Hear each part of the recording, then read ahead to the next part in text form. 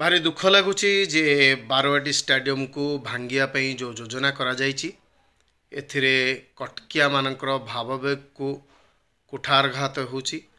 कारण बारवाटी स्टाडियम ओडिशार गोटे प्रतीक एवं कटकवासी माने या सहित जोड़ी होगी रही। तेणु निश्चिंत भाव में मु सरकार को अनुरोध करी जे नवीकरण हेबा उचित एवं सौंदर्यीकरण हवा उचित एवं जो जो जगह गुड़ाक करा जाई पारिबो से जगह हो से आमर कौन विरोध नहीं। बहुत सुंदर भाव में आहुरी हो किंतु भांगिया पाई भंगा हेले भारी कष्ट लागिबो। एवं बारवाटी स्टाडियम रो जो कथाटी अच्छी कटकिया मान सहित जोड़ी होगी रही ताकू निश्चिंत भाव में आमको कुठारघात होउची। आ गोटे कथा होउची कहयापई चाहूँगी जे खाली सौंदर्यीकरण हो गले बा नवीकरण हो गले से कौन फरक पड़े नहीं। मुख्य कथा होउची केतेटा इंटरनेशनल मैच होउची।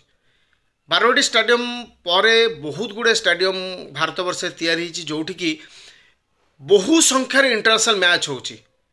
नवीकरण हो गले से पुणी किस दिन पर पुराणा हो जदि इंटरनेशनल मैच रेगुलरली होउथुबो ताहाले सी रेगुलरली तादर काम होउथुबो एवं सी सब मेंटेन होकी रहिबो।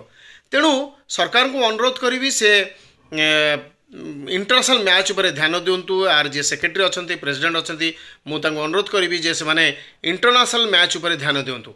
आउ गोटे कथा होउची जे बारवाटी स्टाडियम रे हमर हॉकी एसोसिएशन अच्छी एवं बारवाटी स्टाडियम खाली हॉकीर प्रमोशन काम बा हॉकीर इनाग्रेशन काम खाली लगी। किंतु बारवाटी स्टाडियम रे कौन सी प्रकार आस्ट्रोटॉप फील्ड नहीं जोटि की हॉकी मैच हो पार। मु देखी मुझे खेलुली से बहुत प्लेयर माने कटक रु बाहर थिले जो माने कि हॉकी खेलुले एवं इंटरनेशनल मैच पर्यंत पहुँची एवं ओडिशा रो चारिआडू हॉकी प्लेयर माने आसुतिले मैच होउतला एवं ता भितरु बच्छा बच्छा प्लेयर माने भारत पई प्रतिनिधित्व मध्य करिसंती। किंतु परवर्ती समय रे जेहेतु आम पाखरे आस्ट्रोटॉप फील्ड नहीं सेहिथि पई आम कटक रे आउ हॉकी मैच हो पारु नाही। एटा बहुत दुखर कथा। खाली इनाग्रेशन काम हम किंतु हॉकी मैच हो पारिबो नाही।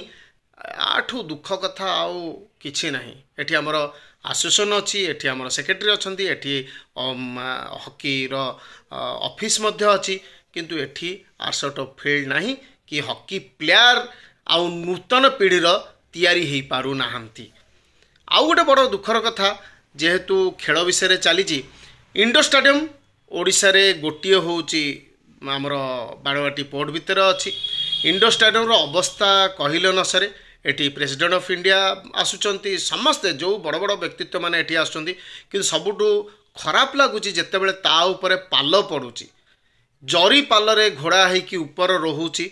एवं जदि सरकार या पर ध्यान दियंते एवं तार नवीकरण करते मु जहाँ डिस्कसन करूली जे से ऊपर जहाँ रेक्टिफाए कला बेलू को सी करेक्शन हो नहीं से माने चाहूचन जे ऊपर को पूरा चेंज करी नूतन भाव में तार पूरा हेडरूपटा करने। तेणु मु अनुरोध करी जे तार मध्य नवीकरण करा जाऊ एवं खेल को प्रोत्साहन दिंतु एवं खेलाड़ी मानू नूतन पीढ़ीर खेलाड़ी मानू आगु को बढ़िया सुजोग दि जाऊ एवं प्लेयर रो कारखाना तैयारी करा जाऊ प्लेयर मानू तैयारी करा जाऊ एवं तांकू से सब सुविधा सुजोग दि जाऊ जहाँ फल कि से माने निजको ग्रूम करि परिबे। धन्यवाद। तेणु यही कथा पर ध्यान दिंतु जे बारवाटी स्टाडियम रो नवीकरण हेउ किंतु पूरा संपूर्ण भाव में डिमोलिश न करा जाऊ।